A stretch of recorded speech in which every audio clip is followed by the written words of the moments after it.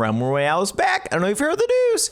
Coming back with the dragon, first of all, class locking, new abilities, bug fixes, map changes, and so much more.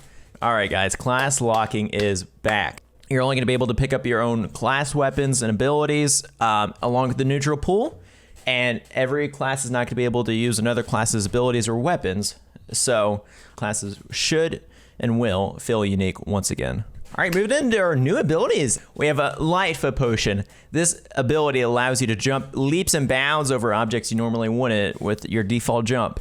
Fun fact, these also stack, and when you put 3 together, you can easily clear a building and get to some tough places that make your low ground disadvantage turn into a surprise push on the enemy.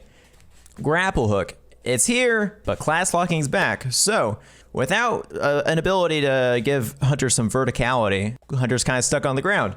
That is where Grapple Hook comes in. Grapple Hook allows you to pull yourself towards the object you're pointing at. If you miss your grapple hook, it gives you essentially no cooldown to try again instead of being punished heavily for missing. Next off, Decoy. Decoy allows you to make a replica of yourself while you move around being invisible. This even works in mid-air to fool the enemies. Very useful as a getaway measure. Along with these new abilities, there were also the old abilities that were changed. Going through them really quick. So first, Barricade is now much easier to break through. Proximity Trap is useful once again. Flare is now mega nerfed along with Sensor Drone. Vision will no longer be the meta in this game because cooldown starts after the ability ends, and with Flare it is very noticeable. I suspect that Flare will be not the meta, especially in solos.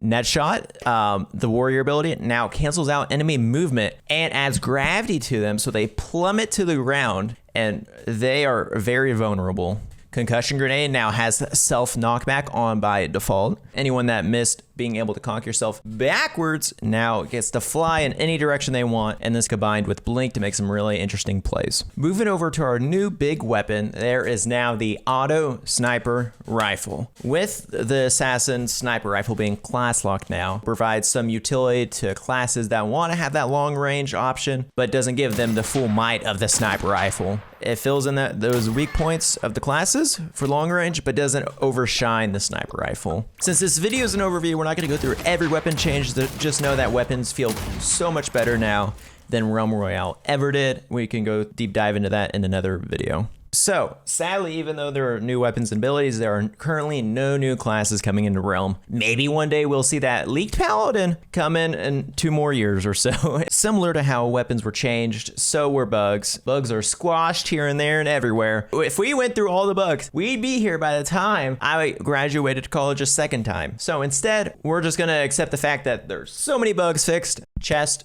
So, class chest and normal chest. Currently in Realm, there are normal chests. With the addition of class chest, this allows you to get your specific class loadout and weapons and abilities. Meanwhile, normal chests give you class weapons from every class and neutral weapons and abilities. Obviously, you can't pick them all up, so you need to shard them. So normal chests, you might do a lot more sharding than you're used to, trying to get your loadout. With also these additions, green class weapons can now spawn out a chest, getting your class loadout much quicker. So, what did we learn? A lot. But there's so much more. Solo and trios, now the new game modes by default. No more squads, no more duos. This corrals much more players together and forces bigger fights and more players in each lobby. So, also, starting circle size is much smaller now.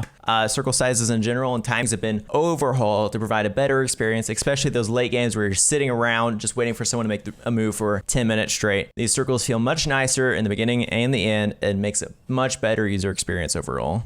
Also, talking about circles, circle endings are now feel much less heavily focused on forges on 90% of games. It feels so much more nice to have different POIs and ending in unique spots that make a fun fight.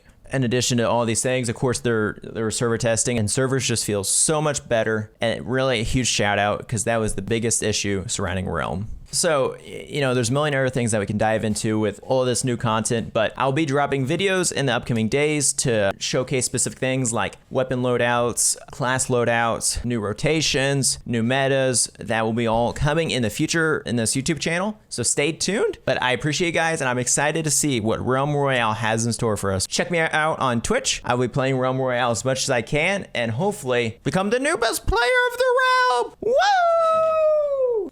Oh, BTW. Small note, but there's armor again in the game. Anyways, goodbye. Have a good one. Woo!